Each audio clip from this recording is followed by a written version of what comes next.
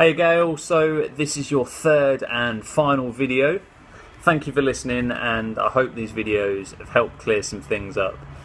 I know some of them are a little tiny bit criticising, but I think it's important to make sure that we're hard on you so you don't get away with little mistakes, so we get the best results possible. So this final video is starting off all about discipline. Now, what discipline means for me and what I explain to my clients is very different to what discipline might mean to yourself right now. Discipline means to me being pro and being not just consistent but slightly obsessed. And what I mean by that is, if I've asked you to stick to something, not only must you stick to it, but you must take precautions to make sure that you always stick to it. And if something tries to drive you off task, you just go straight back on task. You're just completely disciplined with what you're supposed to be doing. So with the water side of things, it's not good enough to say, right, I'm going to drink water all the time. You're going to make sure you've got the correct things in place, a bottle of water that will stay there all the time, a habit to make sure you're always drinking the amount of water, and not getting kind of distracted by the little voices that you can get, because it's normal. You know, oh, I'm not really thirsty, so I shouldn't drink water. Or, you know, we all get those voices, but staying disciplined means doing it regardless of all of that, because you have to, and you know it's the right thing to do long term. The next stage I want to go through with the discipline is how not to be disciplined. The way not to be disciplined is to firefight, which basically means deal with what's going on right now and forget about all the other things. The three main things all these videos are about, and the three main things I need you to stay disciplined with, is one, moving regularly. At least twice a week, making sure you're moving exercise hard enough, okay? Number two, 3 good meals every single day. You've got to be disciplined with those 3 good meals every single day. And then finally, making sure that you get enough fluid in your system to make sure you can, you know, pass through all that water and get everything you need, and being disciplined with that bottle of water. The way not to do this is just try your hardest on that day, because it just won't last, and it's just not the professional way of doing things, and it's not what I've taught you to do. So make sure you prepare, make sure you stay focused, and you nail it regardless of what day it is, regardless of what's going on, all the time. Okay, the next stage we're moving on to is why I've asked you to avoid caffeine. That was one of our big 3 rules, and it still is.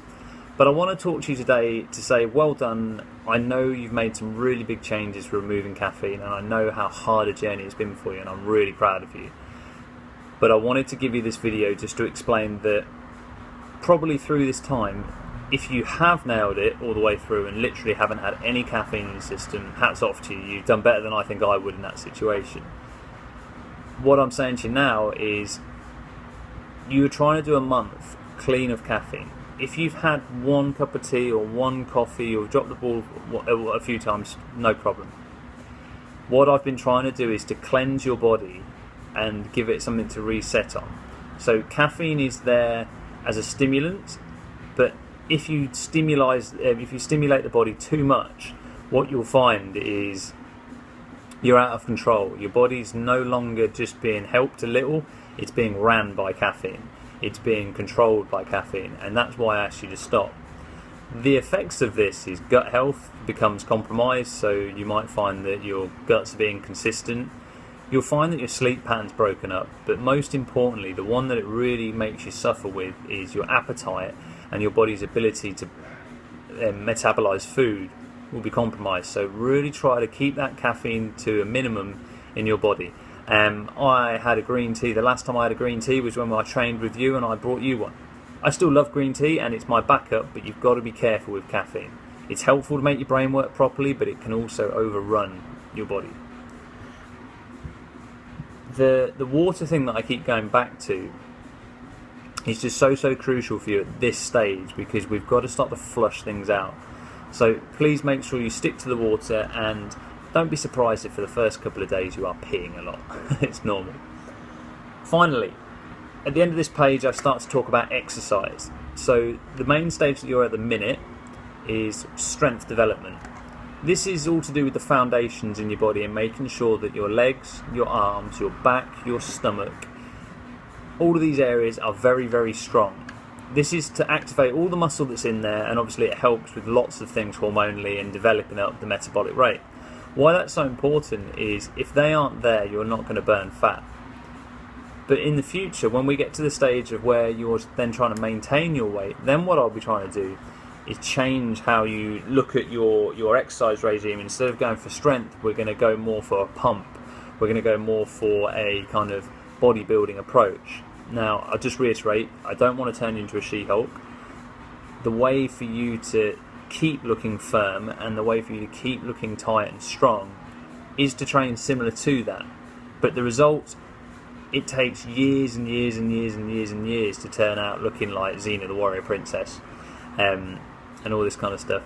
If you do that for 6 months, you will look fantastic. You will get lean muscle, and you will get more of a kind of beach body and kind of bikini model look versus some She-Hulk.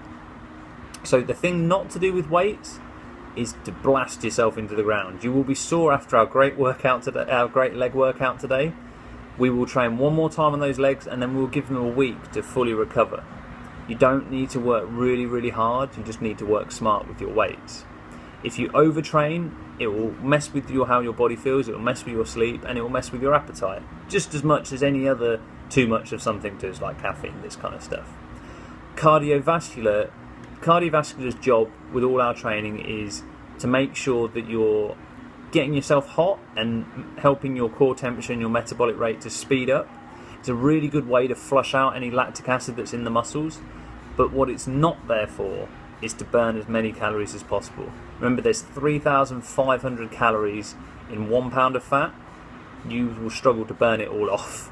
So your cardiovascular is there to get you feeling good, to get your heart rate up, to flush all that blood out, to help with the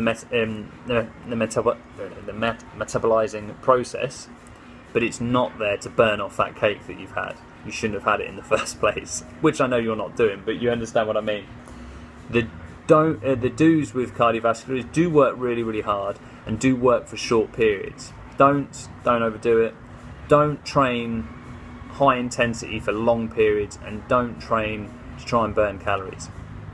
Just in closing, Gayle, these videos have been very instructional. Like I said, I've been criticising quite a lot. I want you to understand that as a coach, I couldn't be prouder of how hard you're trying. I am very, very happy with our progress that we're making, and I'm really excited for what you can do in the coming next couple of months.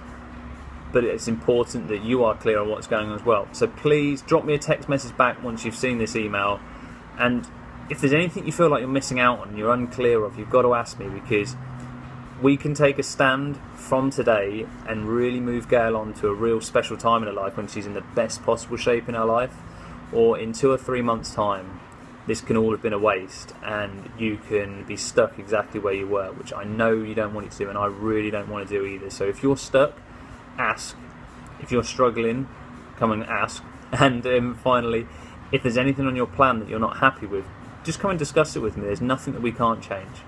Good luck, Gayle. I'm really, really proud of you, and I'm excited to see what happens next week.